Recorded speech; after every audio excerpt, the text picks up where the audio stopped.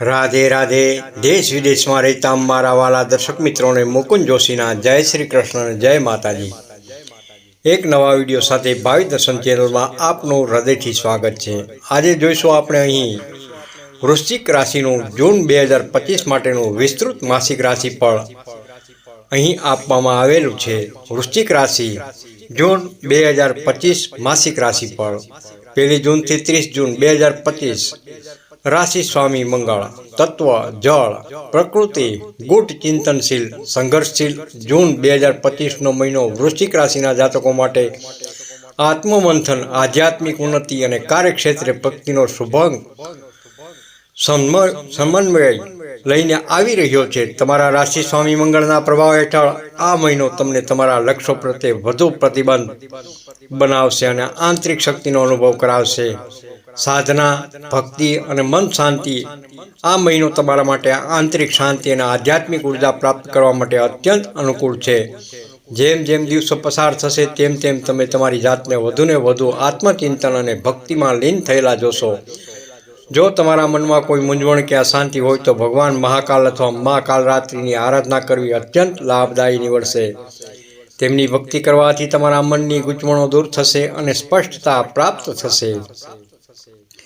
ધ્યાન અને જાપમાં વધુ સમય ફાળવવાથી તમને અભૂતપૂર્વ આંતરિક શાંતિનો અનુભવ થશે। આ સમયગાળો દૈવી શક્તિઓ સાથે જોડાવા અને તમારી આધ્યાત્મિક પ્રગતિ માટે ઉત્તમ છે। નિયમિતપણે મંત્ર જાપ કરવાથી અને ધ્યાન કરવાથી તમે તમારા મનને શાંત કરી શકશો અને દૈનિક જીવનના તણાવમાંથી મુક્તિ મેળવી શકશો। આ આંતરિક શાંતિ તમને તમારા કાર્યોમાં વધુ ધ્યાન કેન્દ્રિત કરવામાં પણ મદદ કરશે। કારકિર્દી અને ધંધા નોકરી બાબતે જોઈએ તો કારકિર્દીના દૃષ્ટિકોણથી જૂન મહિનો વૃશ્ચિક રાશિના જાતકો માટે પ્રગતિ અને નવા અવસરોથી ભરપૂર રહેશે। મહિનાની શરૂઆતથી તમારા કામ પ્રત્યે સમર્પણ વધશે, જેના પરિણામે તમારી કાર્યક્ષમતા અને પ્રતિષ્ઠામાં વૃદ્ધિ થશે। તમારી મહેનત અને લગનથી તમે તમારા ઉપરી અધિકારીઓ અને સહકર્મીઓની પ્રશંસા મેળવી શકશો। ખાસ કરીને મેનેજમેન્ટ, પોલીસ, ડિફેન્સ, મેડિકલ અને રિસર્ચ ક્ષેત્રે કાર્યરત જાતકોને આ મહિને નવા અને ઉત્તમ અવસરો પ્રાપ્ત થઈ શકે છે। આ અવસરો તમારી કારકિર્દીને નવી દિશા આપવા માટે મદદરૂપ થશે। 12 જૂન પછીના દિવસો તમારા માટે વિશેષ લાભદાયક સાબિત થશે, કારણ કે આ સમયગાળામાં ઊંચા હોદ્દાવાળા લોકો સાથેના સંપર્કો અને તમે ભવિષ્યમાં ખૂબ મદદરૂપ થશે। આ સંપર્કો થકી તમને નવા પ્રોજેક્ટ, કરાર અથવા સહયોગનો દ્વાર ખુલી શકે છે। નોકરી બદલવાની ઈચ્છા ધરાવતા જાતકો માટે 20 જૂન બાદ નોકરી બદલવાના યોજનાઓ સક્રિય બનશે। જોકે આ બાબતે કોઈ પણ પગલું ભરતા પહેલા ખૂબ જ કાળજીપૂર્વક વિચારવું અને સંપૂર્ણ સંશોધન કરવું હિતાવહ છે। ઉતાવળમાં લીધેલા નિર્ણય નુકસાનકારક સાબિત થઈ શકે છે। નવા કાર્યક્ષેત્રે વિશેષ સંપૂર્ણ માહિતી મેળવીને જ આગળ વધવું। આર્થિક સ્થિતિની બાબતે જોઈએ તો આર્થિક દ્રષ્ટિએ જૂન મહિનો વૃશ્ચિક રાશિના જાતકો માટે શુભ સંકેતો લઈને આવી રહ્યો છે। 6 જૂન બાદ ચંદ્ર અને ગુરુનો શુભ દ્રષ્ટિકોણ તમારી આવકમાં વધારો લાવશે। આ સમયગાળો આર્થિક સ્થિતિને મજબૂત બનાવવા માટે ઉત્તમ રહેશે। તમારા જૂના રોકાણમાંથી આ મહિને સારો લાભ મળી શકે છે। જો તમે શેર બજારમાં કે જમીન સંબંધિત રોકાણ કર્યું હોય તો તેમાંથી નફો થાય તેવી પ્રબળ શક્યતા છે। આ ઉપરાંત કોઈ સગા તરફથી ભૌતિક સહાય મળી શકે છે, જે તમારી નાણાકીય સ્થિતિને વધુ સુદૃઢ બનાવશે। જોકે ખર્ચ પર નિયંત્રણ રાખવું અત્યંત આવશ્યક છે। ખાસ કરીને 22 જૂન પછી આ સમયગાળામાં અનાવશ્યક ખર્ચા થવાની શક્યતા છે, જે તમારી બચત પર નકારાત્મક અસર કરી શકે છે। બિનજરૂરી વસ્તુઓની ખરીદી ટાળવી અને નાણાકીય વ્યવહારોમાં સમજદારી દાખવવી। બજેટ બનાવીને ચાલવું અને ફાળવેલી રકમનું પાલન કરવું। પ્રેમ અને વિવાહિક જીવન વિશે વાત કરીએ તો પ્રેમ અને વિવાહિક જીવનમાં ક્ષેત્રે આ મહિનો સકારાત્મક પરિવર્તન લઈને આવશે। દાંપત્ય જીવનમાં અગાઉ રહેલી કોઈ ઠરાવટ કે ગેરસમજ હવે મીઠાશ અને સમજદારીમાં ફેરવાશે। તેમ લાગે છે તમારા સંબંધોમાં નિકટતા વધશે અને પરસ્પર પ્રેમમાં વૃદ્ધિ થઈ શકે છે। લવ પાર્ટનર સાથે 15 જૂન પછી સમય ખૂબ જ સરસ પસાર થશે।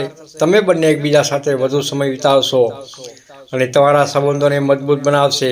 આ સમયગાળો રોમેન્ટિક પળો અને યાદગાર અનુભવોથી ભરપૂર રહેશે। જે કુંવારા જાતકો નવા સંબંધની શોધમાં છે તેમના માટે નવી મિત્રતા પ્રેમ સંબંધમાં બદલાઈ શકે છે. આ મહિને તમને કોઈ ખાસ વ્યક્તિ મળી શકે છે જેની સાથે તમારો સંબંધ ગાઢ બની શકે છે. જોકે નવા સંબંધમાં પ્રવેશતા પહેલાં સંપૂર્ણપણે ખાતરી કરી લેવી જરૂરી છે.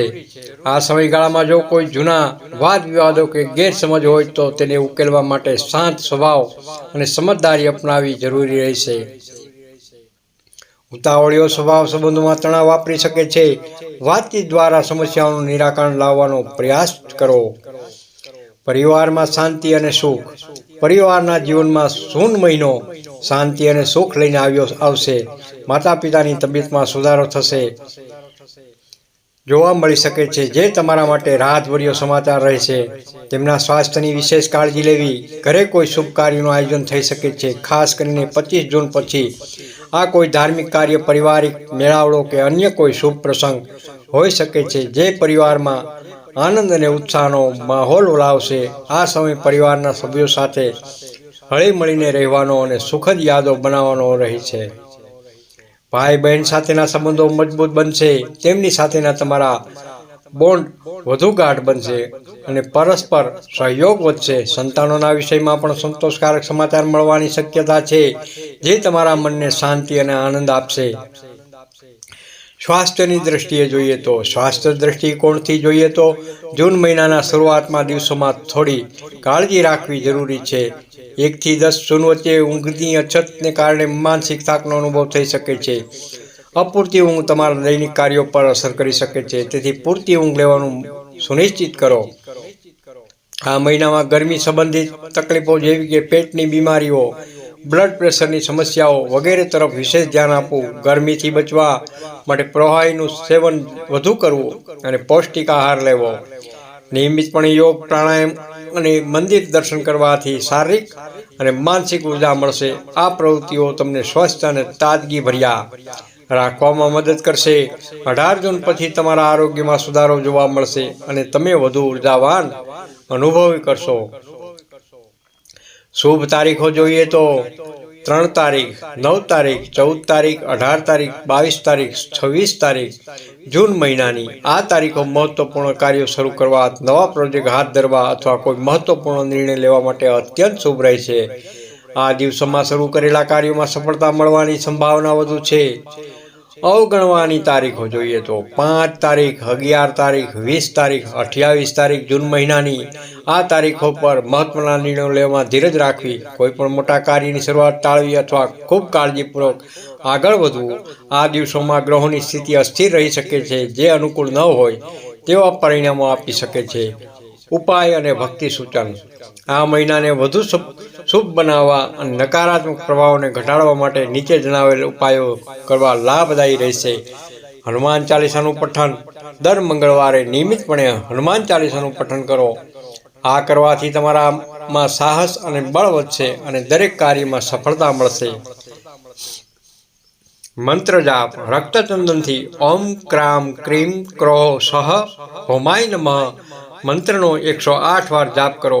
આ મંત્ર વૃશ્ચિક રાશિના સ્વામી મંગળ ગ્રહનો છે અને તેના જાપ કરવાથી મંગળ ગ્રહના શુભ પ્રભાવમાં વૃદ્ધિ થશે.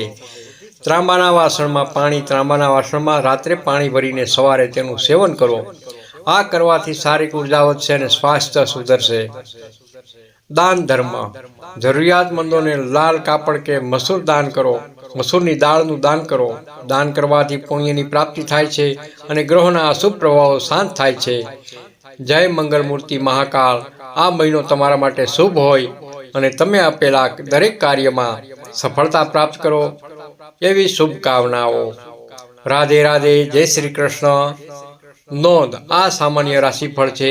દરેક વ્યક્તિની કુંડળીમાં ગ્રહોની સ્થિતિ અલગ અલગ હોય છે, તેનાથી તમારા વ્યક્તિગત જીવન પર તેની અસર અલગ હોઈ શકે છે. વધુ ચોક્કસ માહિતી માટે નિષ્ણાત જ્યોતિષની સલાહ લેવી હિતાવહ છે. રાધે રાધે. જય શ્રી કૃષ્ણ. તમને આ વિડીયો સારો લાગ્યો તો લાઈક કરજો, શેર કરજો અને ભાવિ દર્શન યુટ્યુબ ચેનલને સબસ્ક્રાઈબ કરજો.